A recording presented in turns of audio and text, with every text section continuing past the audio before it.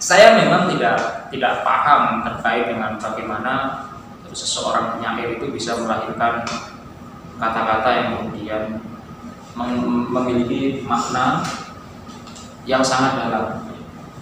Dan ini lahir, saya pikir tidak hanya sekadar kita sebagai manusia itu hanya sebatas simbol materialis saja. Cuma ada beberapa jiwa-jiwa spiritual yang kemudian mungkin menyerap dalam lubuk hati seorang penyair. Saya kagum kepada beberapa penyair yang kemudian hidupnya itu didedikasikan kepada pikiran-pikiran yang mungkin bagi orang awam itu sangat abstrak. Tapi sebenarnya puisi sendiri itu tidak abstrak, logis sekali. Puisi itu logis sekali.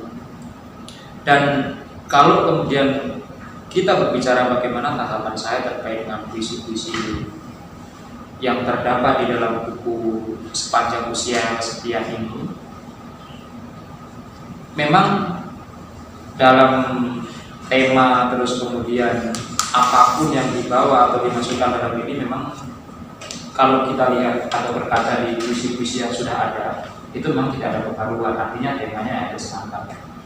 Cuma ada beberapa hal yang kemudian membedakan puisi Taufik dengan puisi-puisi yang lain yang pernah saya baca. Tetap ada perbedaan, gitu kan? Karena memang yang dinamakan sama itu kan memang plagiator.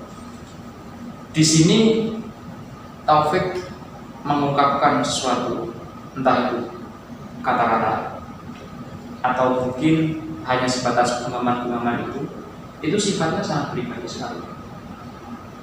Artinya dia tidak menggunakan sudut pandang yang kemudian tidak pernah ia alami. Dia sangat menggunakan sudut pandang yang benar-benar terjadi dalam dirinya. Nah, itulah kekuatannya, itu ada di sana. Artinya begini, kita tidak bisa menyangkal suatu ketika, mungkin kalau ya mungkin saya berharap di sini akan menjadi perdebatan di kalangan akademis atau di mana. Orang-orang tidak akan bisa mempelai bahwa Taufik salah dalam menuliskan itu. Karena apa? Dia mengalaminya sendiri. Oke, itulah realitas. Bukan hanya sekadar fakta. Karena realitas yang dibawa sama Taufik dalam setiap puisi-puisinya inilah yang menjadi kekuatan, bahwa ketika seseorang membaca puisi ini, itu merasa bahwa, oh iya, dia ikut merasakan, tertarik ke dalam kekuatan yang dibangun sama Taufik itu. Coba lihat kalau tidak percaya. Ya makanya kalau teman-teman tidak percaya, beli dan rasakan sendiri. Saya sudah tertarik ke dalam apa yang kemudian ingin diungkapkan sama Taufik. Mau tidak mau saya dipaksa untuk merasakan kesedihannya dia. Ini orang kurang ajar sekali. Sebenarnya dia itu seakan-akan mengajak kita, ya kan, untuk sama-sama meratapi kesedihannya dia sendiri. tapi memang di sana melihat saya kekuatan puisi-puisi dalam buku ini, yaitu intensitas terhadap diri seorang penyair itu sendiri. Tidak melihat dari sudut pandang mana, ya kan, terjauh pengalaman. Mungkin tidak ada satu puisi di sini itu misalkan kesedihan saya tertuang di sini itu tidak ada. Semua itu kesedihannya dia sendiri sebenarnya. Karena sangat intens dengan dirinya sendiri, ya.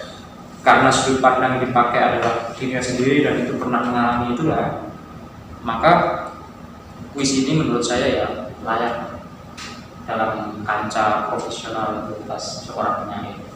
Ini sudut pandang yang sangat subjektivitas, ya. Artinya siapa sih Jeswanto? Tidak pernah belajar sastra, tidak pernah baca buku sastra, mungkin hanya dengar selebihnya. Itu subjektivitas saya. Gitu ya. Ini kan salah satu buku dari Bang Taufik. Kalau bicara salah satu berarti ada yang pertama. Salah sekian berarti. Yang pertama apa Bang bukunya Bang? Sebenarnya kalau ditanya buku yang beberapa, untuk buku sendiri saya ada beberapa buku. Tapi kebanyakan kalau buku-buku yang dulu itu saya antologi. Jadi saya menulis dengan beberapa kawan yang suka menulis, beberapa penyair. di Bali juga. Bahkan kalau tadi ditanya oleh aku salah sekiannya, salah satunya mungkin saya menulis dengan teman saya yang berada di Kalimantan, judulnya Tersesat Dalam Rindu. Tersesat dalam rindu. Ini yang masih ada asiknya gitu. Rindu ya, tersesat yang tak berujung nih. Makanya kalau tersesat berarti nggak tahu jalan keluar. Sampai hari ini belum tahu rumahnya mau kemana. Kurang kok mau gitu tersesat. Ya dengar ini kan buku cetakan pertama dan sekarang stoknya sudah mulai menipis ya. Apa ada indikasi untuk mencetak untuk cetakan kedua?